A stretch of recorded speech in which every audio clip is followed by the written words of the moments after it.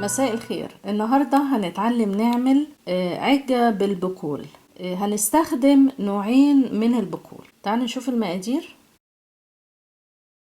أنواع البقول اللي هستخدمها: كوباية حمص الطبخ، اسمه هنا سبليت بيز. غسلته كويس الأول ونقعته لمدة يوم كامل في مية، ودلوقتي شطفتها وصفتها من مية. كوباية فول مدشوش برضو منقوع لمدة يوم كامل. كل كوباية بتعمل عجتين كبار أو 3 متوسطين أو 7 أقراص بمقاس البرجر. التوابل اللي هستخدمها: كركم، هحط حاجة بسيطة كده عشان تغير اللون. هستخدمه في الغالب مع الفول عشان يدي لون أصفر خفيف كده. ممكن أستخدم أقل من ربع معلقة صغيرة. فلفل اسود معلقة صغيرة على كل نوع. ملح هنا حسب الرغبة. نص معلقة صغيرة بيكنج باودر. هضيف على الفول أو الحمص معلقتين كبار دقيق. معلقة كبيرة مرقة خضروات مجففة، دي اسمها فيجيتا. دي ممكن استغنى عنها واستخدم قوالب مرقة الخضار العادية.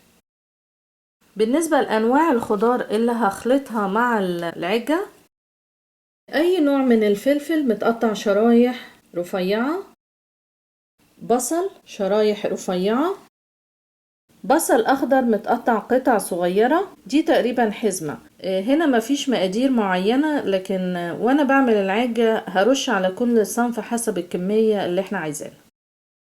ممكن استعمل فلفل قرون شط برضو أقطعه شرايح صغيرة. بقدونس برضو متقطع قطع صغيرة. بالنسبة للأنواع اللي أنا هعملها النهاردة، هعمل واحدة بالسوسيس، وواحدة بالبسطرمة، وواحدة بالجمبري، وواحدة بالمشروم، وواحدة بالبروكلي، أو ممكن أخلط ما بين المشروم والبروكلي. هستعمل أي نوع من الزيت أحمر بيه، وهحتاج مية وأنا بطحن البقول. تعالوا نشوف الطريقة. اول حاجة هعملها هطحن الفول او الحمص، بس طبعا كل حاجة لوحدها لان دول نوعين مختلفين من العجة. في الخلاط هصب كل الحمص. قبل ما ابتدي اطحنه امسك واحدة كده واكسرها، الاقيها كلها لون واحد من جوه. لو لسه في لون غامق يعني معنى كده انها لسه ما طريتش. اسيبها ممكن كام ساعة تانيين لحد ما تتنقع كويس عشان اعرف اضربها في الخلاط. بعد ما احط الحمص كله في الخلاط هضيف مية بحيث تبقى في مستوى الحمص نفسه.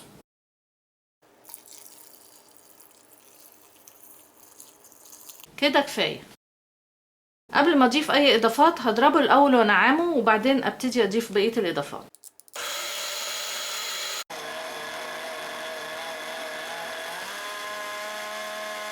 هو كده زي ما احنا شايفين ناعم خالص. هبتدي دلوقتي اضيف بقية التوابل والدقيق. هحط معلقة كبيرة خضروات مجففة، ممكن بدلها مرقة خضار، ومعلقة صغيرة فلفل اسود، معلقة صغيرة ملح. بالنسبة للكركم لو انا عجبني اللون كده ممكن ما احطش كركم، لكن لو عايزاه اصفر ممكن احط حاجة بسيطة جدا. ونص معلقة صغيرة بيكنج باودر، ومعلقتين كبار دقيق. وبعدين ابتدي اضربه تاني.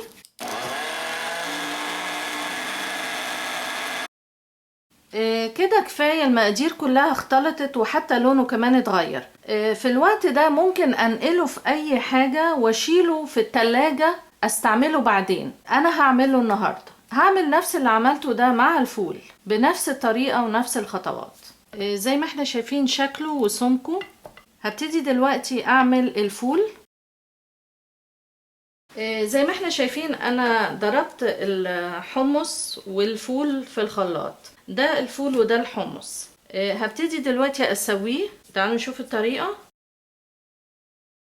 هجيب مقلاية متوسطة حسب حجم القرص اللي انا عايزاه. ممكن اعمل المقاس الصغير وممكن اعمل المقاس الكبير، بس مهم قوي ان يكون للمقلاية غطا او غطا اي حلة تكون مقاسها. هولع النار الاول على عالي واحط شوية زيت حوالي معلقتين كبار، وللصغيرة احط معلقة كفاية، واستنى لما تسخن. وبعد كده هحط للكبيرة دي مغرفتين. هي كده سخنت، هوزع الزيت الاول وبعدين احط مغرفتين. في الوقت ده اهدي النار على الاخر.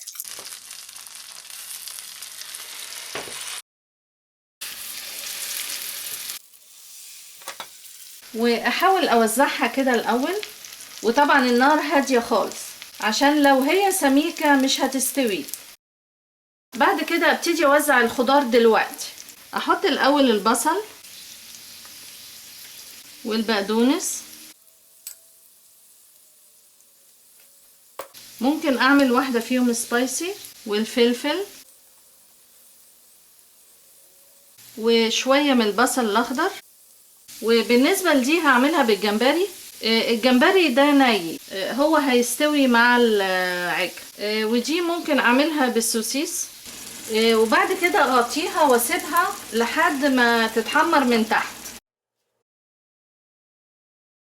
زي ما احنا شايفين دي باينة انها احمرت من تحت. هقلبها دلوقتي واسويها من الناحية التانية.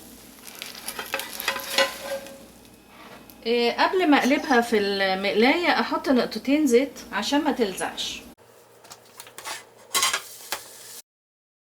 هنا مش هغطيها. نفس الطريقة عملتها مع الجمبري. هستنى عليها دقيقتين او 3 لحد ما تستوي من الناحية التانية. بعد ما اخلص الكمية كلها اسيبه يبرد ويتقدم على طول. ممكن يتعمل سندوتشات او ممكن يتقدم مع سلطة. زي ما احنا شايفينه بيتقدم بالشكل ده. بحط طحينة في الساندويتش وجنبه اي نوع من السلطة. ده اللي بالجمبري. حاولوا تجربوها وان شاء الله تعجبكم. اشكركم جدا والى اللقاء.